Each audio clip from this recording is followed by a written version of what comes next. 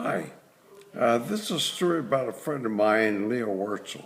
He owned a garment manufacturing company in New York City. He was one of three partners with an inside guy, a factory guy, and a general advertising guy. And they were all owners of this wonderful dress manufacturing company in New York. And they had a beautiful model who used to model the clothes. She was a perfect, I think Leo told me she was a perfect 35, and she was absolutely stunning. And the problem was that one of the owners, not Leo, but one of the three owners was madly in love with this woman. That is, he was very taken with her because of her beauty and because of her being a perfect 35, et cetera, et cetera. And he found it very difficult to be around her because he enjoyed his married life. He didn't want to mess that up. And this woman, just because of her existence, was getting on his nerves. So he spoke to the other owners, and he said, "We got to let her go. We can't keep beauty like that around all the time because it's driving me nuts, and I know me, and it might get the best of me. So please, gentlemen, let us let her go, okay?" So they brought her in. Her name was Allison.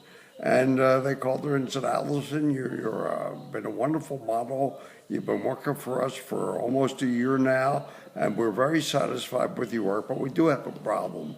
And she said, "What's that?" And Leo said, "One of the owners here is crazy about you, can't control himself, and feels that when he's around you, he might lose control, and he's obsessed with you, and he's a married man, and he just doesn't want anything untoward to happen.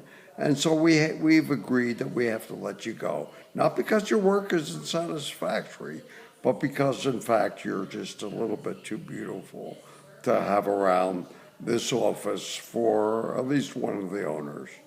So Allison was very upset, said, "This is a terrible thing," and she began to cry. And then they said, "We're sorry," but she left the door. She opened the door and she left. And she was very sad, and she was crying. The door shut behind her, and the owners were sitting there rather glum and rather stunned and very sad over having to let someone go, especially someone as beautiful as Allison and someone who was such a good model, but they had the reasons. In any case, a couple of minutes after they were sitting there in silence and sadness, there was a knocking on the door. They opened the door.